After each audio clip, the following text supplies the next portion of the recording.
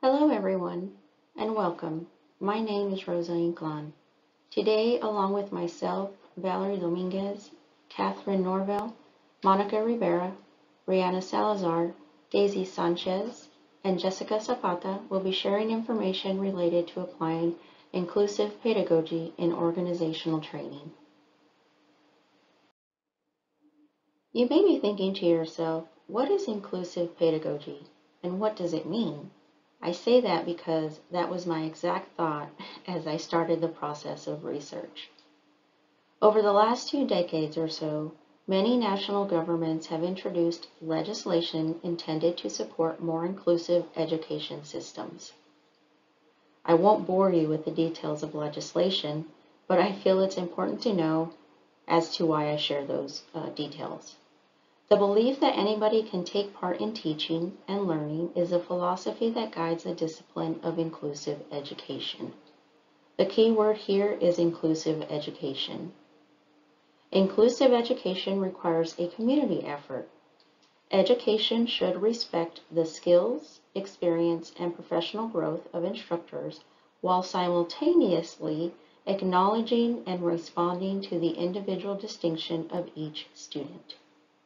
Educators of the world have made significant strides to developing and understanding inclusive pedagogy. There are a general variety of ways that it has been implemented, and there are many things that affect inclusive education even outside of the classroom. The following slides and information will help build context around these issues and the ways of teaching and learning through inclusive pedagogy. Creating a space of equity. Inclusive pedagogy can encompass all subject areas in a classroom, from mathematics, science, English, history, and so forth. The expanding use of pedagogical methods has been found to positively and significantly affect student learning and also promotes active learning. It is also inclusive of preschool, primary and secondary school, and at the college and university level as well. A classroom setting that fosters critical discourse and a sense of community is necessary for effective, inclusive teaching and learning. Establishing ground rules for conversations with the class will also aid in creating a feeling of community in the classroom. So an inquiry-based partnership between teachers and students is essential as it will continue to foster and build on the relationship of trust. The educator's job is to create an environment where students are encouraged to create their own knowledge rather than to be the authority figure in the classroom and to impart a predetermined body of knowledge. Teachers should be receptive to students' needs and be willing to work with them to reach their goals. Another aspect of creating an inclusive environment is knowing students well enough so that to make it easier to choose which ones to ask specific questions to, anticipate their answers, and figure out how to ask questions that students can successfully respond to, boosting their self-confidence and their capacity for critical thinking. The saying goes, it takes a village to raise a child, which translates to say that providing children with the security they need to grow in a safe and healthy environment helps them grow. The use of inclusive measures such as team teaching, joint planning and preparation, differentiation, a variety of examples from which to learn and transfer concepts, representations of information, opportunities to practice skills, open-ended learning techniques, group work, inclusion of student experience, bilingual support, and a concern with formative assessment and performance-based assessment learning are all ways to create a space of equity to be inclusive of all learning styles. It stands to reason to encourage the broadest possible participation in the creation and use of learning materials, starting with the teaching teams, working with the students and the learning materials, and involving all the pertinent support teams if we want to maximize participation in learning situations. By looking for discrepancies in our work and posing uncomfortable questions, we might identify any potential learning obstacles. Collaboration with a wide range of teaching specialists has many benefits, one of which is an increase in the possibility of cross-curricular working. And as a result, it's more likely that students will be given several opportunities to interact with material and that it will be delivered to them in a variety of manners. Teachers should remain agile to individual differences between learners in order to create a welcoming environment of teaching. Through the selection of objectives and activities that are open to all students, differences amongst learners are accommodated without having to label some students as different.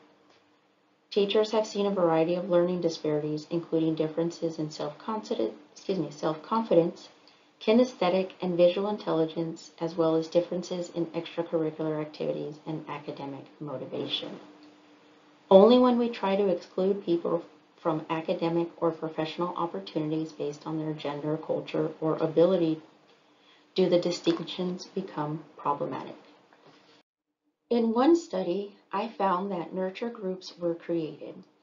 Nurture groups began in the 1970s in London in response to the significant proportion of students who entered primary school reporting having social, emotional, and behavioral difficulties.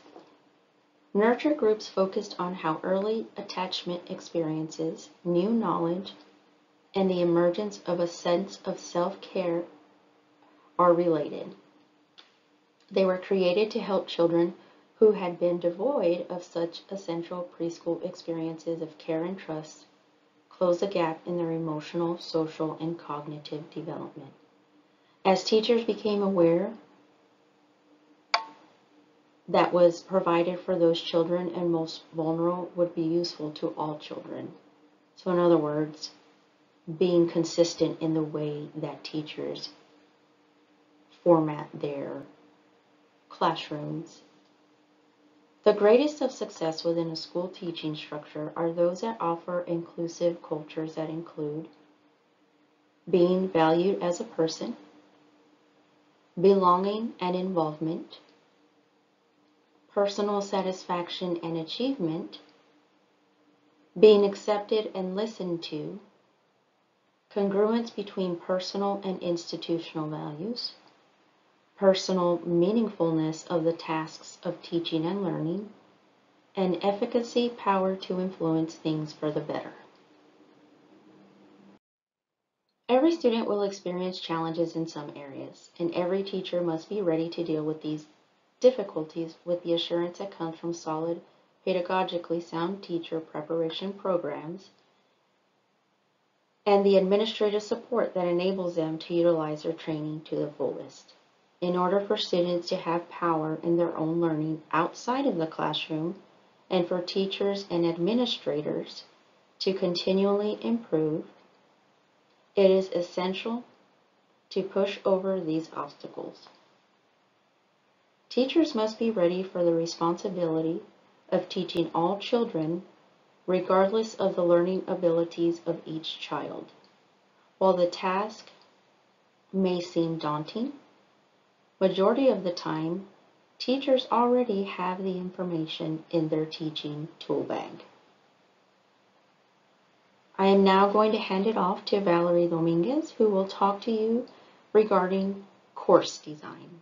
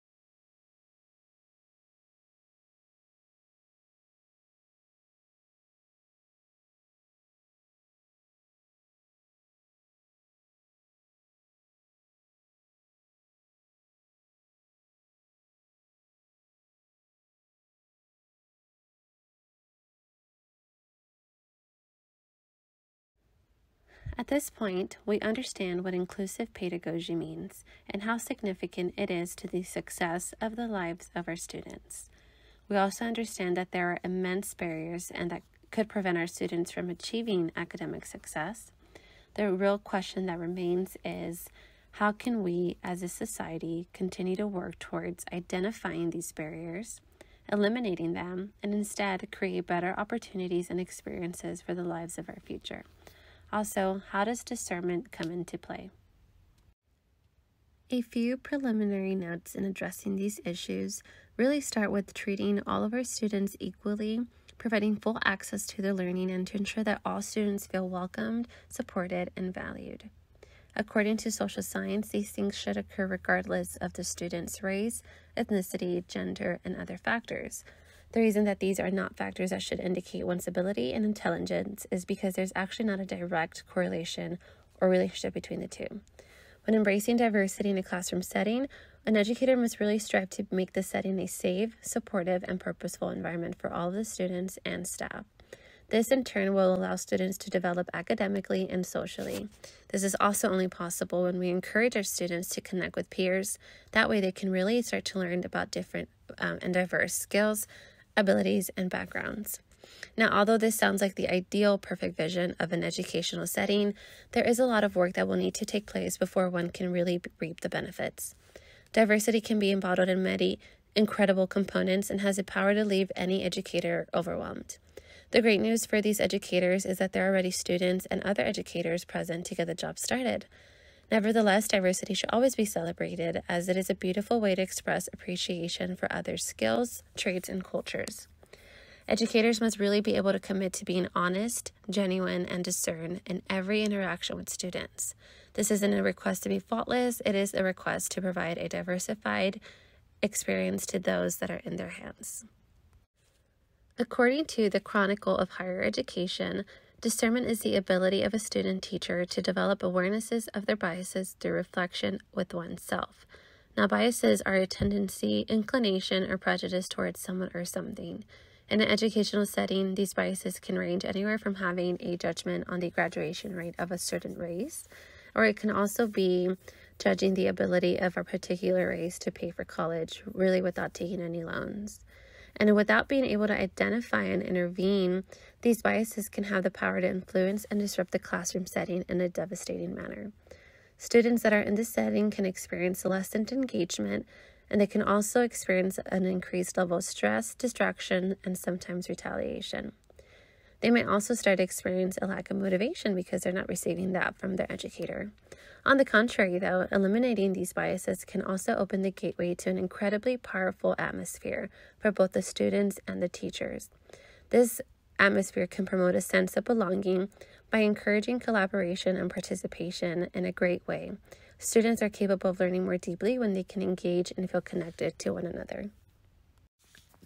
We can recognize that our students depend on the educators to equip them to become the most thoughtful, competent members of society, and sometimes that can be a heavy load to carry.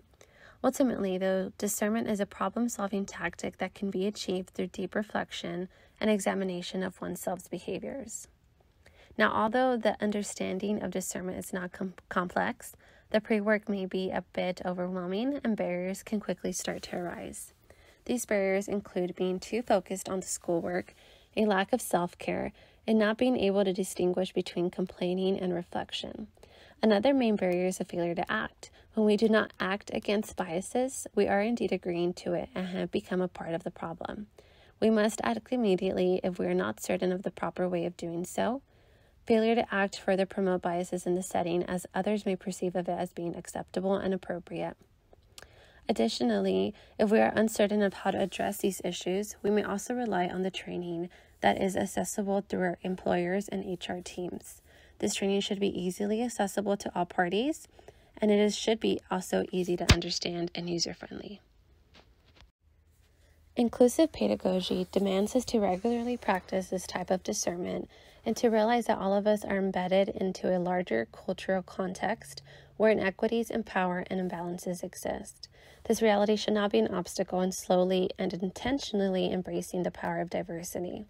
Practicing discernment in this setting is an incredible way of working through barriers and also taking a step towards change. Now, although this change cannot happen overnight, continuously creating advances of attempt will make a significant impact in the lives of our students and our future.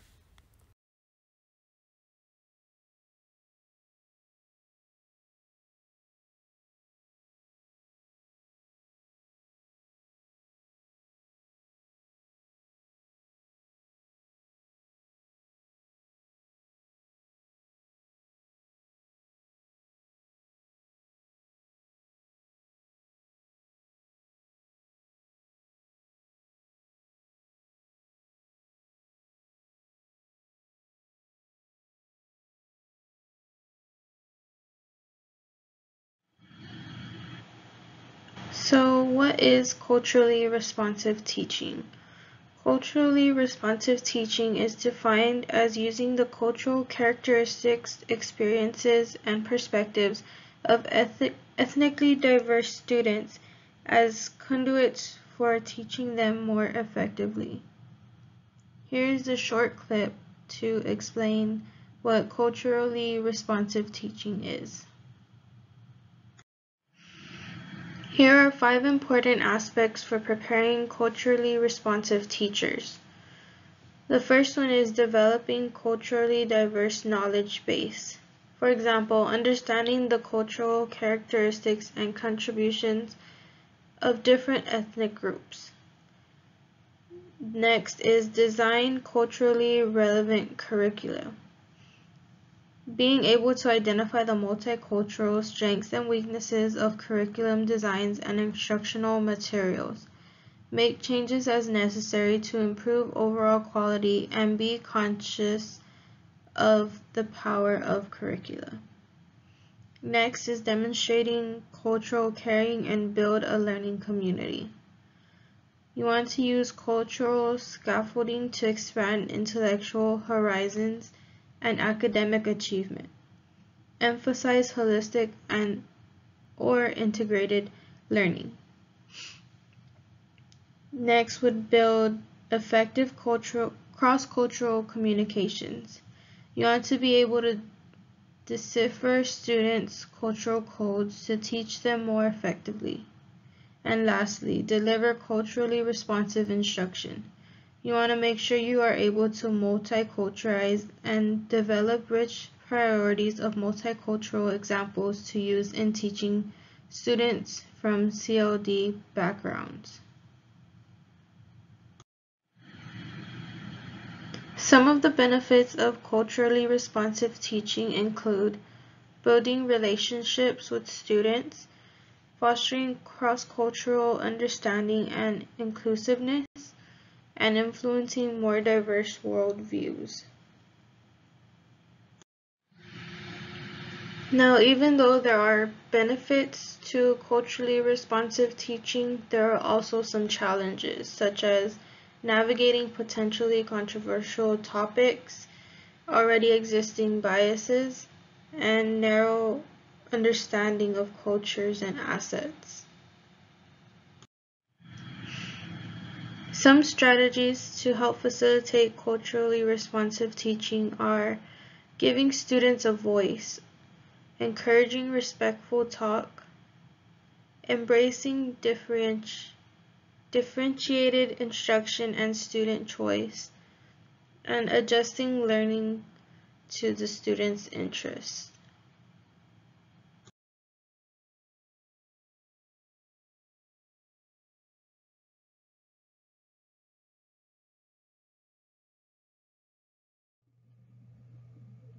Varied teaching techniques and strategies.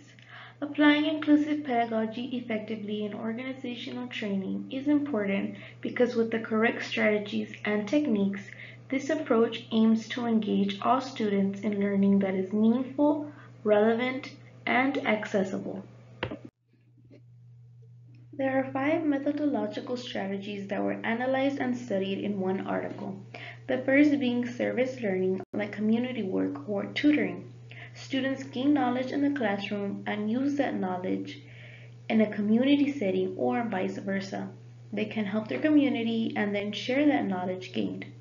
Second, online learning activities, which include virtual field trips or labs or simulations, which when COVID hit and we could not go back to school, I had several classes that would incorporate both of these as a way for us to have interactive experiences.